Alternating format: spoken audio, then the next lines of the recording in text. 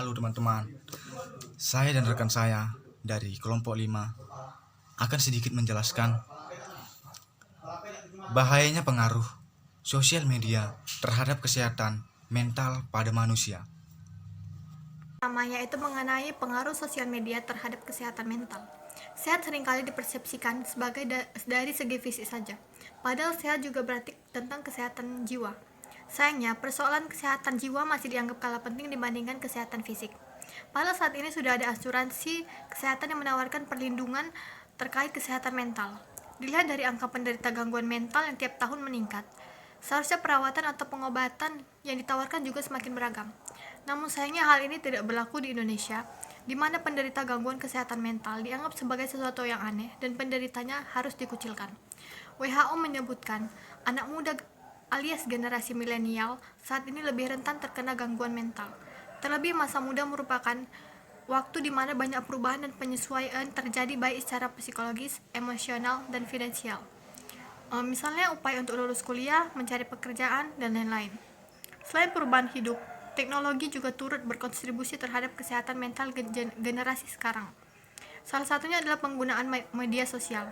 Media sosial seakan menciptakan gaya hidup ideal yang sebenarnya tidak seindah kenyataan. Hal inilah yang menciptakan tekanan dan beban pikiran pada generasi muda. Penggunaan media sosial yang berlebihan dapat menyebabkan gangguan kesehatan mental pada orang Indonesia, dan studi baru menyebutkan kalau sosial media juga dapat berbahaya bagi orang dewasa. Baiklah, saya akan melanjutkan materi berikutnya, yaitu cara mengatasi pengaruh buruk sosial media. Para orang tua pun juga tidak mau ketinggalan zaman di lingkungan masyarakat yang komparatif, sehingga perilaku anak menggunakan gadget berasal dari lingkungannya dan orang tuanya. Komunikasi yang dilakukan orang tua ke anak yang sama-sama menggunakan gadget pun akan mempengaruhi kesehatan mental si anak. Kesehatan mental yang terjadi pada anak bisa berpengaruh ke hal positif maupun negatif. Pengaruh menggunakan gadget, kesehatan mental yang lebih positif dalam keluarga sehingga memberikan dukungan, kasih sayang, dan menjelajahi hal-hal baru yang lebih positif. Untuk pengaruh yang bersifat negatif, yakni menjadi antisosial, sehingga anggota keluarga memiliki kesibukan tersendiri, tidak dapat memenuhi tugas-tugasnya dengan baik. Di zaman sekarang, teknologi sudah menjadi suatu kebutuhan bagi manusia. Hampir semua kalangan sudah bisa menggunakan gadget, dan dewasa ini batas menggunakan gadget sudah tidak bisa ditentukan. Sebaliknya, lebih ditekankan dan diawasi menggunakan gadget untuk anak-anak dan lebih diarah ke hal-hal positif. Selain itu, komunikasi antar anggota keluarga juga harus lebih diperhatikan dan diutamakan serta lebih menerima keadaan si anak dan jangan membanding-bandingkan dengan anak-anak yang lain. Untuk materi selanjutnya itu ada survei pengaruh sosial media terhadap kesehatan mental. Hasil penelitian ini didukung oleh penelitian-penelitian sebelumnya.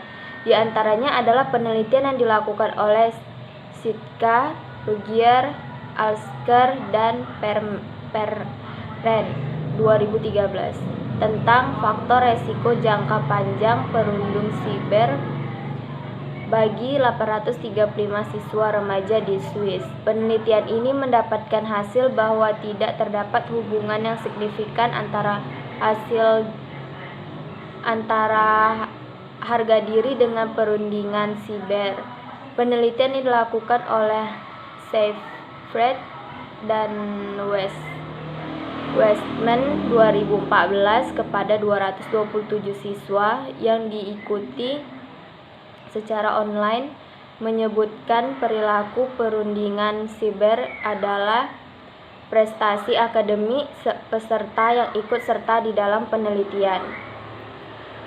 Hasil ini, perundingan siber sudah menjadi fenomena gunung es. Semakin hari ditemukan semakin banyak fakta di lapangan.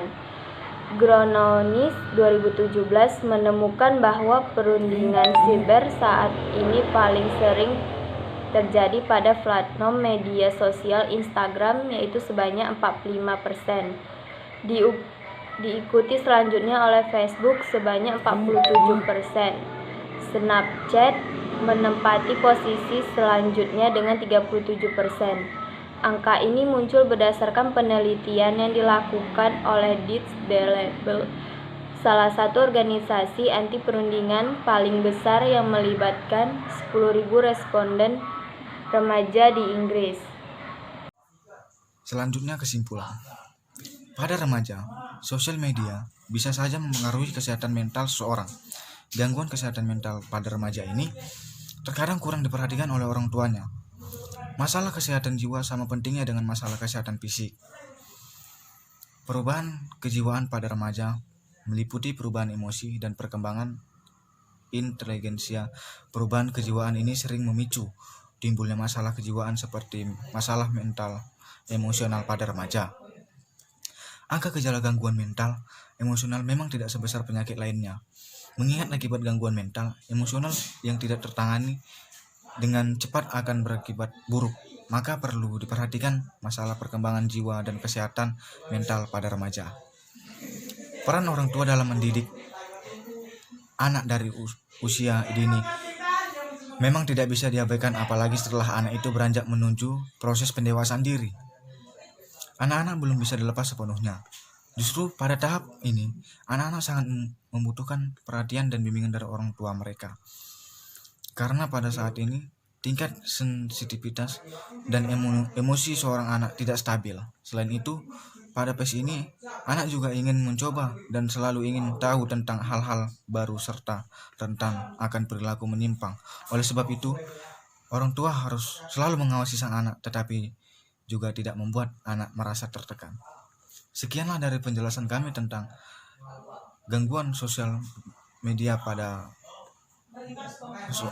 manusia. Kami ucapkan terima kasih.